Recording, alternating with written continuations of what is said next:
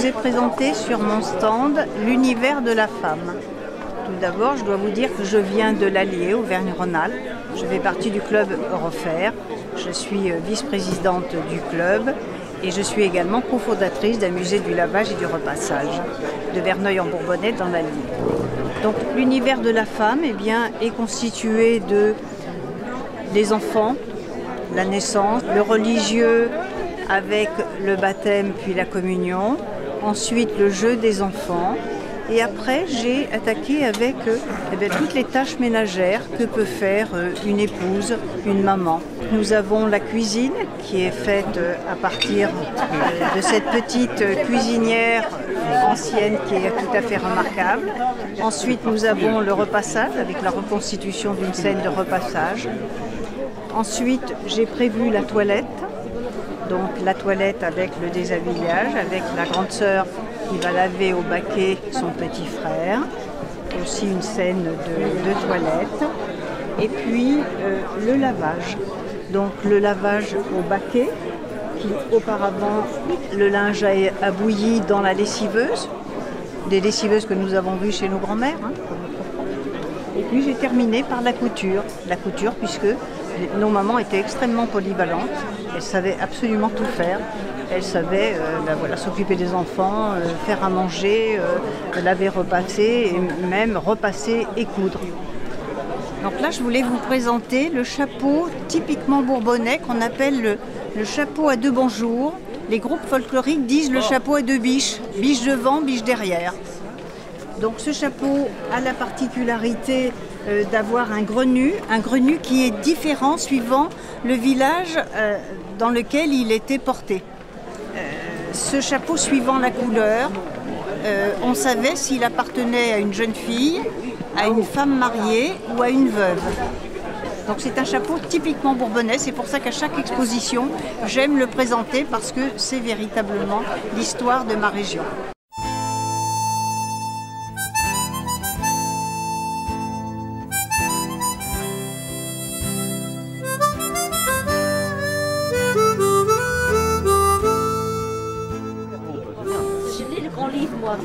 Ça c'est le livre qui nous sert à remonter les coiffes en fait. C'est un genre de bible. Et chaque ville avait son type de coiffe. Donc ici vous voyez je représente une grande partie de ma collection. Donc il y a des coiffes des Deux-Sèvres, de la Vienne, Charente, Vendée. Donc en fait j'achète les coiffes dans les vides-greniers, je les lave, je les amidonne, je les remonte. Un peu de la même façon que les lingères.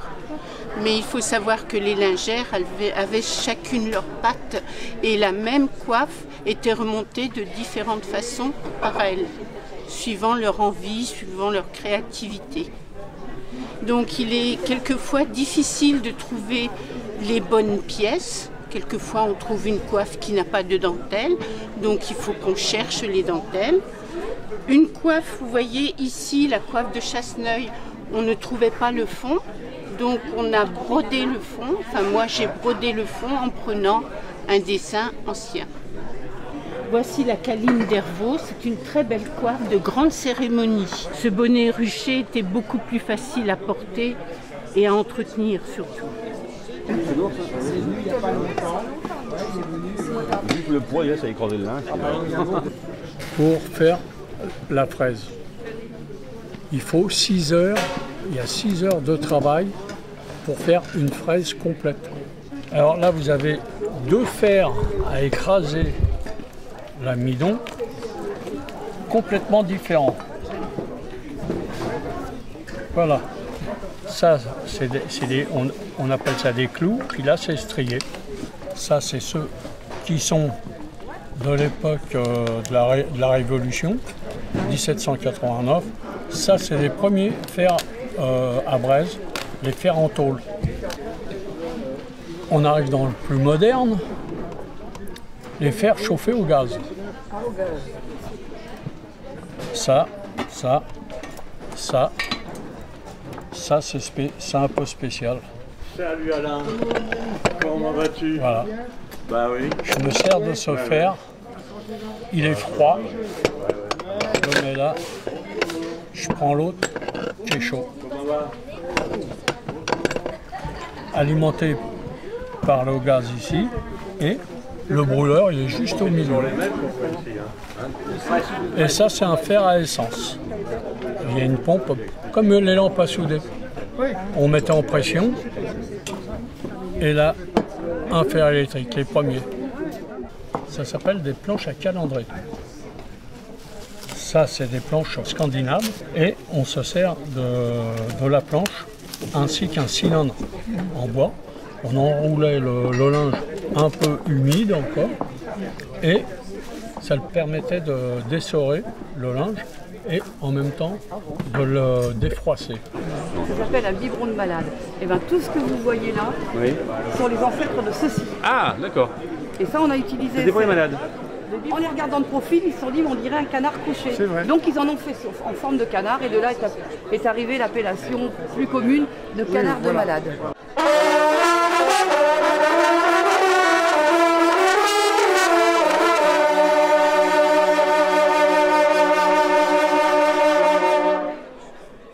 Oh, bah c'est extraordinaire. C'est un faire d'amour, ça. Donc, quoi, les initiales? Eh bien, écoutez, les commentaires, j'ai fait une sélection de ma collection qui comporte 1600, un peu plus de 1600 pièces. Et là, j'ai sélectionné sur 3 pays, tout simplement. Là, j'ai mis le drapeau danois. Donc, ce sont des fers danois, ce qu'on appelle des fers à lingots. Et ici, ce sont des fers français, principalement, à l'exception de ces deux qui sont très particuliers, ce sont ce que l'on appelle des fers du Jura. Alors ces deux fers-là sont un petit peu particuliers et sont relativement rares. C'est des fers dont l'origine remonte à la révocation de l'édit de Nantes. Alors, dans ces fers à braise, voilà, je vous en montre un que j'aime beaucoup, qui est un fer du Jura et plus particulièrement du pays comtois. Ah, les lingots, ben voilà, voilà un lingot. Voilà les pièces qu'on utilisait et qu'on mettait donc à l'intérieur. Voilà, la porte s'ouvrait et le lingot qu'on prenait avec une pince parce qu'il était brûlant, bien entendu, et qu'on alternait constamment lorsqu'il n'était plus assez chaud. Les repose-fers, celui-ci, oui. J'ai laissé tomber les fers, c'est trop lourd. Trop de volume. J'ai pris quelque chose de beaucoup plus léger. Oh, puis ça change. J'ai voulu présenter toute une gamme de repose-fers, du porte-fer aussi, du 19e siècle au début 20e. Aussi bien en bronze qu'en fonte, travaillé à la main ou en fonte coulée ou en bronze.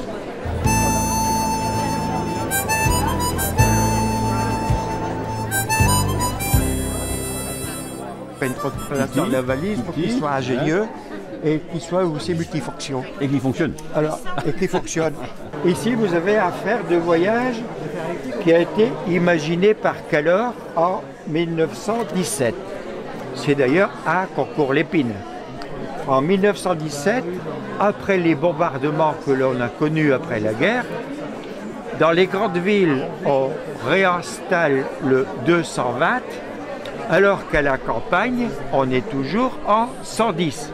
Vous avez donc ici le fameux fer de voyage Calor 1917 qui a la particularité d'avoir ici à l'arrière 3 fiches. Ici, on va venir se brancher sur de 220. Ici, on va pouvoir se brancher en 110 par l'intermédiaire de ces petites broches qui se trouvent ici. Voilà, 110 ou 220. Mais puisqu'on est en voyage, on aura besoin, après une séance de repassage, de le désaltérer, ce qui fait que facilement, on va retirer la poignée du fer. Et si vous regardez d'un peu plus près, il faut quand même être subtil. Le montant arrière de la poignée va se dédoubler. Et en le retournant, on va obtenir tout simplement un réchaud. ce réchaud repose sur 3 points. 1, 2 et 3. Et 3 points, c'est la stabilité. On ne peut pas le renverser. Et si on a un réchaud, ben dans la petite valise, on a un récipient avec un rebord qui va venir s'adapter sur la semelle du fer à repasser qui est en train de chauffer. Et rien ne bouge. Pour pouvoir utiliser la petite casserole, on va lui mettre une poignée. Et là aussi, on ne manque pas d'ingéniosité. Puisque vous voyez, je tourne dans le sens des aiguilles d'une montre et je n'arrive pas à serrer. Ce qui fait que j'ai ce qu'on appelle un pas à gauche, un pas inversé. Pour serrer, il faut desserrer. Et ce qui fait qu'à chaque fois que je vais verser, la poignée va se serrer, donc je ne risque pas de renverser sur la table. Donc, un ensemble cohérent, un ensemble stable. Et aujourd'hui, ben, on fait comme autrefois. Pour que ça chauffe plus vite, on va mettre un petit couvercle. Un couvercle qui s'adapte également précisément sur la casserole. Voilà, l'ensemble est stable. Et si le couvercle a une forme particulière, c'est parce que bien que s'adaptant sur la casserole, regardez bien, il va aussi se glisser avec précision sur la semelle du fer à repasser qui est en train de chauffer. Et le rebord va permettre de recevoir un petit objet magique qui est là. C'est le petit fer à friser les moustaches qui va venir s'installer ici dans la partie. C'est extraordinaire. Là, regardez, là, c'est trop mignon, quoi. Oui, tout à fait. Bravo. Bon, ben, je voulais vous dire, ce que je présente là, c'est un grand et un petit. Je voulais aller dans les extrêmes des fers. Vous voyez, là, c'est des fers belges. Il y a le grand et le petit, ici pareil. Partout, on a fait ça pour changer un peu de ce qu'on fait d'habitude. Voilà.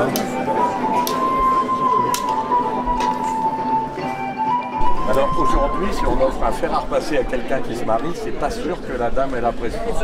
Ouais. Vous avez des couteaux à lin. En français, ça s'appelle un ékang. Et ça servait à tailler le lin.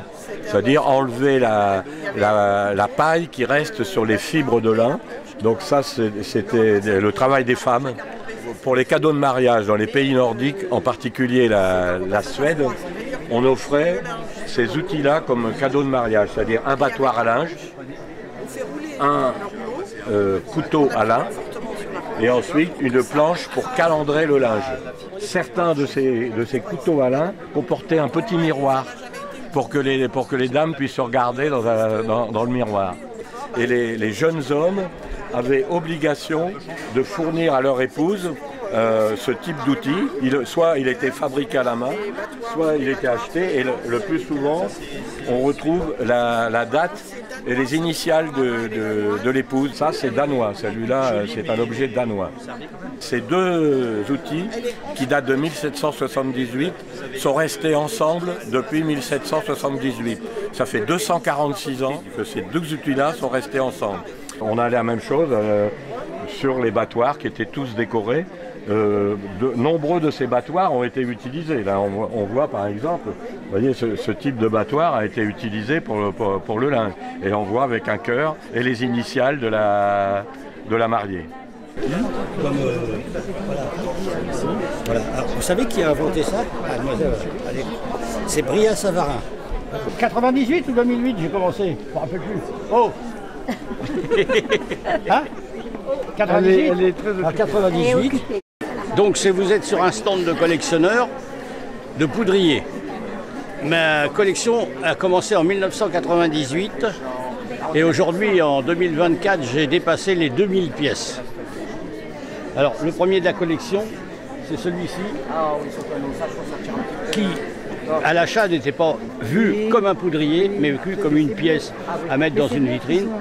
Malheureusement, on m'a dit que c'était un poudrier. Ma fille m'a rendu celui que sa grand-mère lui avait donné, ma mère. Ça faisait 2, donc c'était le début d'une collection. Et après, c'est parti. Petite fille de milieu aisé. Et ça a accompagné des poupées qu'on appelait les poupées de l'eau. Parce que c'est de l'acier. Alors je vais quand même vous l'ouvrir. Voilà. Voilà. Ah, voilà.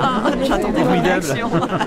Alors, et en fait, c'était la reine Wilhelmine des Pays-Bas. Donc on était à la fin du 19e et c'est le début des produits dérivés. Parce que j'ai retrouvé le même modèle sur des boîtes à gâteaux. Ah, super. Oui, les produits dérivés de la reine C'est une ombrelle qui a été brodée à Châtellerault, donc par les brodeurs de Dieulefit. Donc c'est une broderie anglaise qui est formée sur un tissu toile, voire toile de drap, et qui est très solide et je pense qu'il est éternel.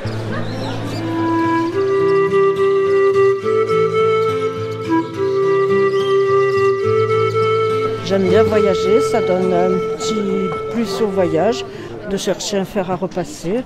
J'en ai trouvé en Chine, j'en ai trouvé en Birmanie, aux Philippines, en Indonésie aussi. Particularité en Indonésie, c'est qu'ils ont toujours un côté relevé qui ne se baisse pas. Celui-ci, nous l'avons trouvé en Inde l'année dernière. C'est ce qu'ils utilisent actuellement tous les jours. C'est presque toujours les hommes. Ils sont très très lourds, ils pèsent plus de 5 kg. Au Sri Lanka, j'avais trouvé celui-ci. La même chose en Corée, ça ressemble à des poêles à frire, mais ce sont des casseroles, comme en Chine, où on met de la braise dedans. Au Pakistan, c'est un petit peu comme les nôtres, à braise, mais toujours très bien décoré. Et en Corée, très original, on n'en voit pas souvent. Ce sont des femmes, comme on peut voir là-dessus, deux femmes face à face, qui tapent sur le linge plié, finissent par repasser le linge très très bien. La même chose au Sénégal avec ce genre de bâton et celui-ci au Mali, et le système est le même, on tape sur le linge.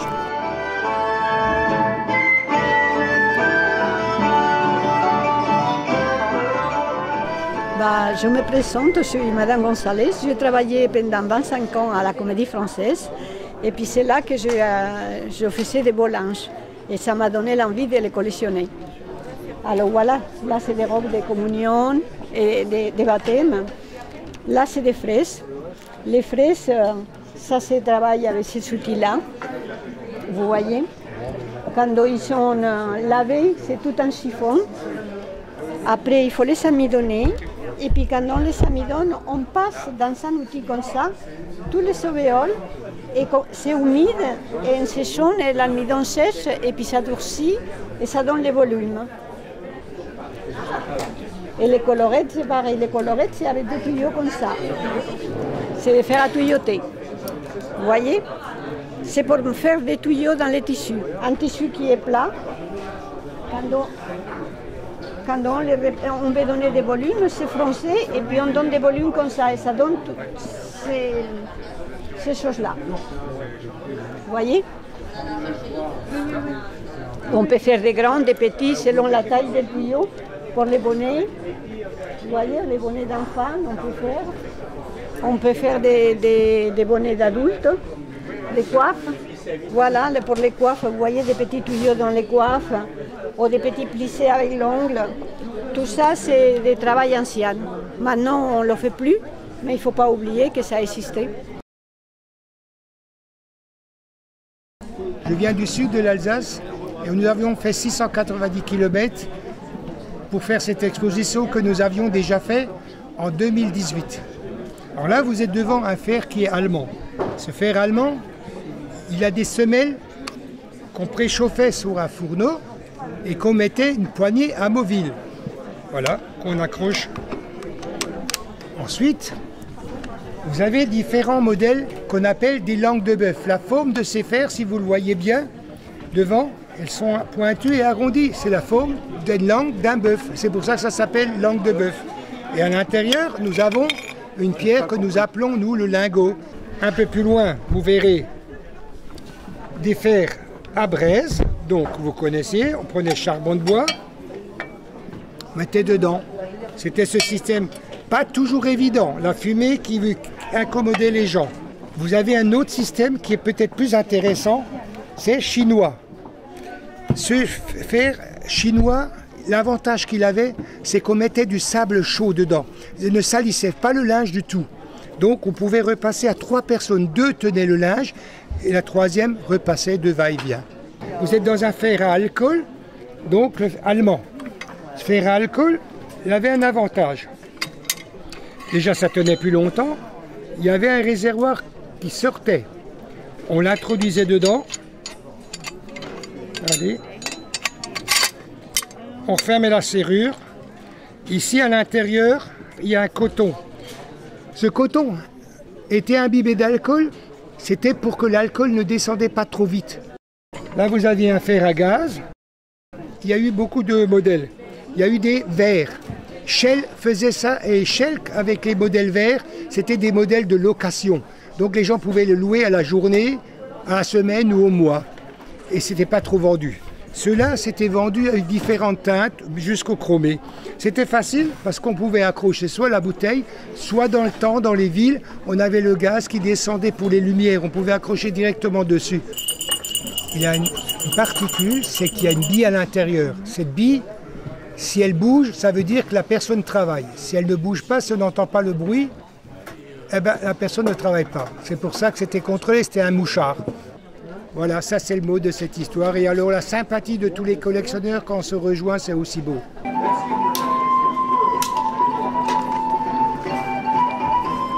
La collection donc exposée là sur ces tables là aujourd'hui, c'est une collection d'outils qui ont tous été fabriqués à la main.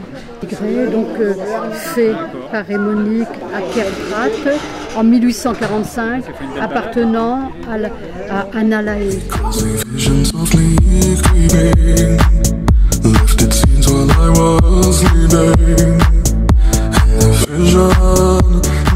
À partir de là, j'ai commencé à chercher et je suis allée au Japon. Ils nous ont accueillis au Japon pendant 3 semaines et ils m'ont emmené dans les brocantes pour qu'on trouve les fers japonais, les kimonos, les chaussons, enfin, tout ce qui se rapporte à la culture japonaise. Comme il était ambassadeur, cette chance que j'ai eue. Et après, vous pouvez prendre la mesure de la tête de la personne, ce qui fait que vous faire son chapeau. J'en ai un autre, vous mettiez sur la tête, il y a des mesures. Vous voyez, vous vissez ou vous dévissez. C'est extraordinaire. Et j'ai marchandé avec Nathalie Baye. Ah d'accord. Je fais des fleurs pour Blanche sur l'Eurovision, mais c'est 2017 déjà. D'accord. Oui. Des fers à repasser. Les boulons qui doivent être chauffés sur un bec à gaz, mais aussi les gaufroirs. Ça doit être chauffé à un bec à gaz. Donc ici on met les pétales qui sont coupés. On ferme, ça c'est chauffé, on ferme et alors on a la forme comme cette fleur-ci. Voilà. Donc les fleurs, ils sont tous faits en tissu naturel. Hein, c'est peut-être important pour savoir. Voilà, s'il vous plaît. En fait, chaque fer a son utilité. Bon, on a les fers à coiffe, on a les fers à cravate, on a les fers à gants, à dentelle. Donc après, il y a eu l'évolution du fer. Le fer à alcool, à gaz, à essence. Lui spécialisé dans la recherche des brevets, il a écrit d'ailleurs 2 ou 3 livres. Malheureusement décédé. Et après, il a une, pour les gravés, tu as un pyrograveur et il met PM. C'est le Superman? Non, c'est un modèle de fusée. Ah oui. On l'a transformé. C'est Papy qui l'a inventé celui-là? Ouais. Lui, on s'est inspiré d'un couteau à Papy et voilà. Alors, j'ai une question à poser. Est-ce que tu crois que tu pourras aller faire la guerre avec tout ça? Non. Non? Non.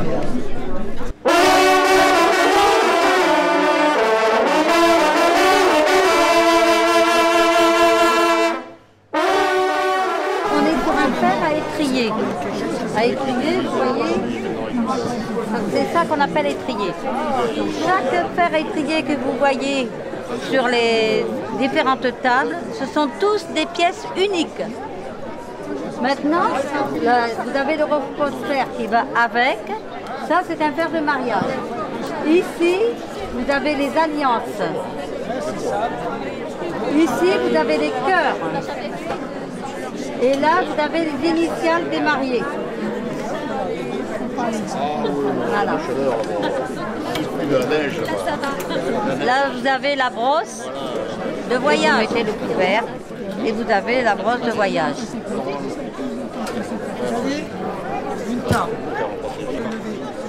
Alors là, vous avez le nom de la mariée. Fer de mariage. Et ce genre de fer, bon, ça c'est un fer de compte. C'est les armoiries d'un compte. D'un compte. Là, c'est de l'ivoire. Vous tournez le fer. Là, vous avez l'année 1835, avec les initiales de la mariée et du marié. Voilà, on déverrouille la poignée et c'est le fer à repasser. Et donc, on peut repasser sur la valise directement. C'est la vraie valise de voyage. Américain, breveté en 1947. Donc je vais vous parler de l'histoire de l'épingle à chapeau, qui est maintenant devenue l'épingle à chapeau obsolète, puisque ça n'existe plus, on ne porte plus de chapeau, et donc forcément pas d'épingle. Mais à cette époque-là, les dames avaient des chapeaux qui étaient volumineux et qu'elles embellissaient avec des fleurs, avec des oiseaux, avec beaucoup de plumes, et ça donnait du poids au chapeau, et pour ça, il fallait mettre les épingles qui étaient non seulement utilitaire pour maintenir le chapeau pour pas qu'il s'envole avec le vent, mais c'était aussi décoratif. Et plus elle mettait d'épingles et des belles, plus elle montrait un petit peu la classe et l'appartenance sociale à laquelle elles étaient. Voilà.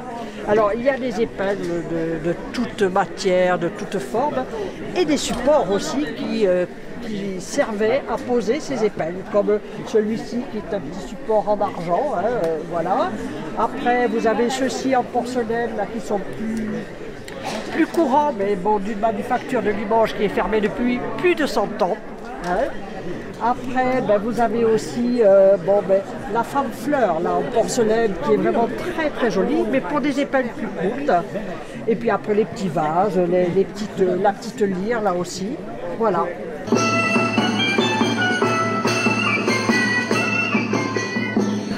Bonjour, je vous explique alors ce que sont les fers Cendrillon. Les fers Cendrillon, ce sont des fers qui ont des poignées esquintées. Alors, on fait quoi? Ces fers, ils vont tous à la ferraille, en fait, à la poubelle, ou on les transforme en pot.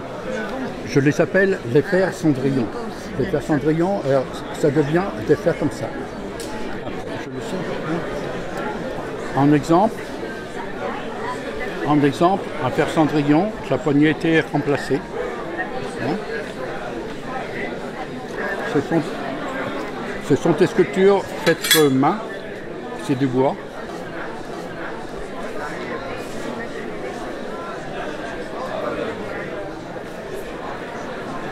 L'éléphant,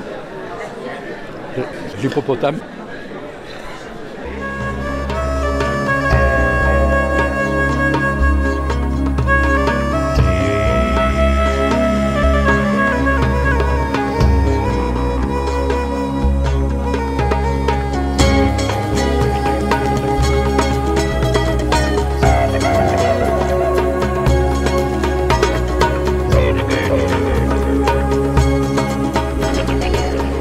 Bonjour, je suis Claude Villix, je viens de Dijon et je suis collectionneur de bracelets africains anciens d'ornement.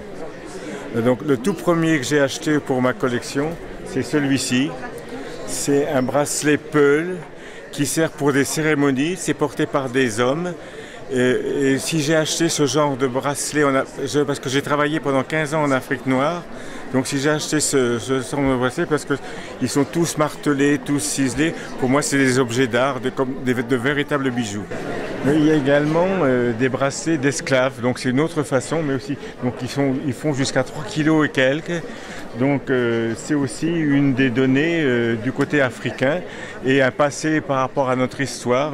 À part la traditionnelle présentation de fer, nous avons voulu représenter également une partie de mon histoire familiale, qui est cette partie un petit peu difficile entre 1871 et 1918, où la France a perdu une partie de sa population puisque l'Alsace et la Moselle ont été annexées par l'Allemagne.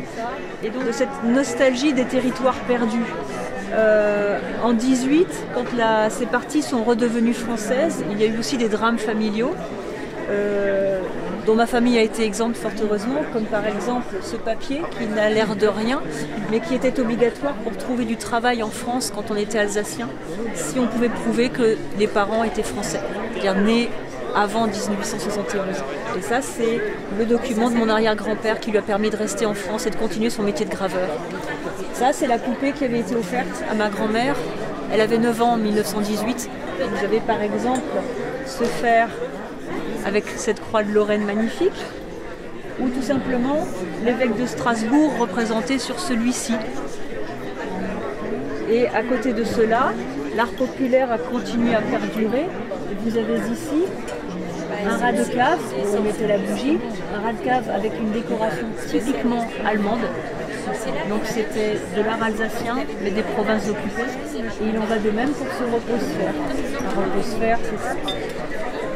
Avec des décorations typiquement fin 19e allemande.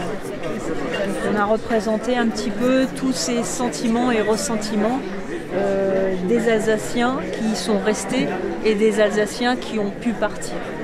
Parallèlement, nous avons voulu présenter également une série de fers à poignées démontables qui permettaient à l'ouvrière de travailler plus longtemps et plus vite avec les moyens de chauffe et ce qui existait quand il n'y avait pas de poignées démontables. Vous avez ici tout un échantillonnage de poignées. C'est les coiffes ou les hauts de manches et les petites pièces. Là, c'est pour repasser les gants, pour les étirer ou les repasser.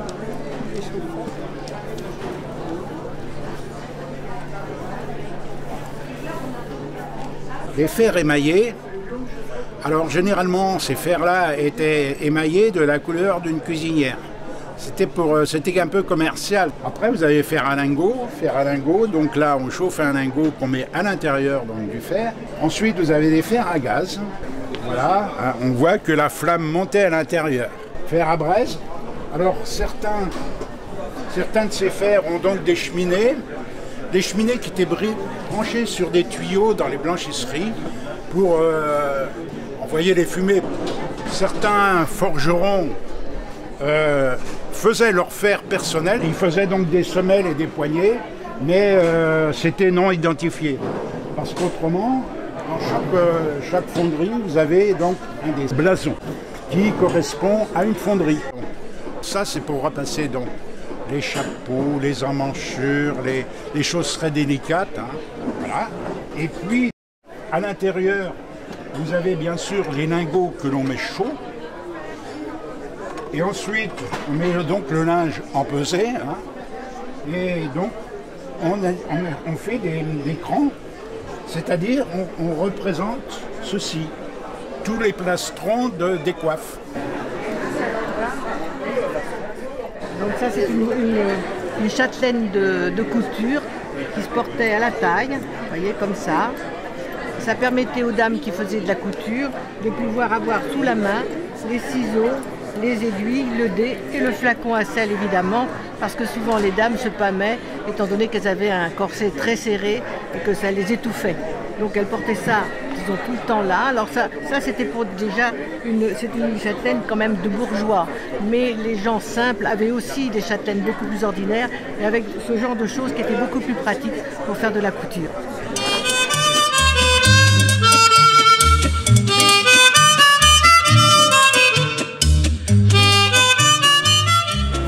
Alors vous avez devant vous des fers à braise.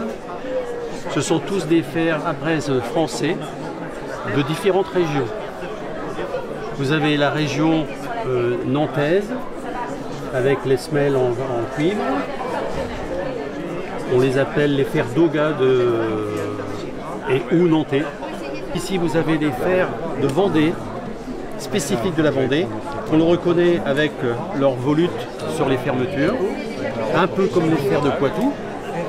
Et puis le fait qu'ils sont ouverts de tous les côtés, l'ouverture repose sur des montants qui sont riftés sur la boîte. Les fers sont soit ouverts d'un côté ou des deux côtés, toujours à braise, avec une spécificité, c'est qu'il y a toutes les découpes en forme de cœur, et derrière le prénom de la personne à qui il a été donné. Voilà, donc différents repose-fers ou porte-repassoirs sur lesquels on a des découpes qui sont souvent des cœurs. Vous voyez, sur les différents, là c'est pour des fers belges, souvent offerts avec des fers de mariage. Notre collection a commencé avec ces quelques assiettes qui nous venaient de notre famille. À la suite de ça, nous avons parcouru les brocantes et les vide-greniers afin de la prolonger.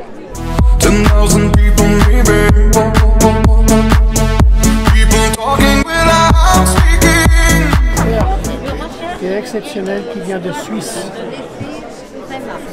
D'après les recherches que nous avons faites auprès de la fonderie qui a élaboré ce fer a été fabriqué pendant près de 2 ans. Au bout de 2 ans, la fabrique, il y a eu un incendie, elle a fermé et le fer n'a plus été fabriqué. Je suis le seul à avoir ce fer exceptionnel. Nous avons un fer plus rudimentaire, ce fer qui n'est pas un fer à repasser, qui est un fer de boulanger. C'est un fer qui servait à gratter le brûlé du pain quand le boulanger s'était endormi pour presque avoir les compliments des clients le lendemain. Voilà, nous avons fait un petit tour d'horizon. Nous avons les fers de naissance, un fer de naissance qu'on appelle le fer perruque qui a été fabriqué la nuit par le fondeur à l'occasion du baptême de la naissance de ses enfants. Celui-ci est marqué le 22 mai 1926, c'est marqué ici, donc Raphaël et Marco, le prénom des jumeaux, et c'est marqué Papa. Nous allons parler des compas, en particulier des compas médicaux. Là, on va avoir par exemple la dipomètre pour voir si on a trop ou pas assez de gras, c'est la mode. Si on s'est cassé un doigt, il faut que le kiné fasse de la rééducation.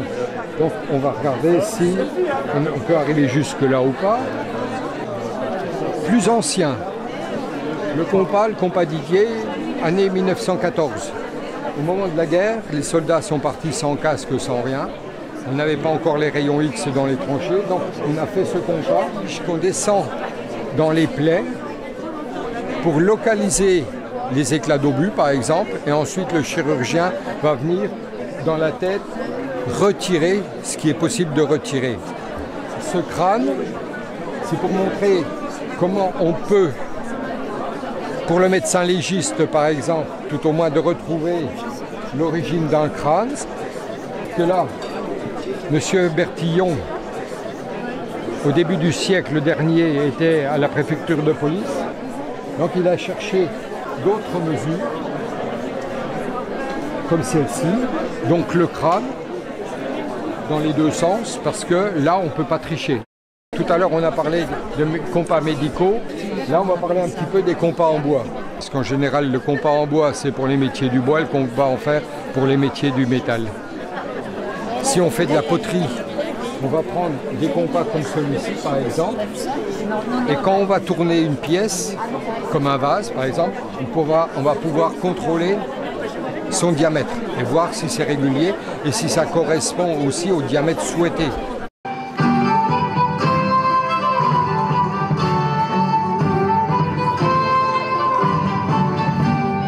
C'est avec un grand plaisir que je me trouve parmi vous aujourd'hui pour inaugurer ensemble cette exposition intitulée Pressophilie et multicollection.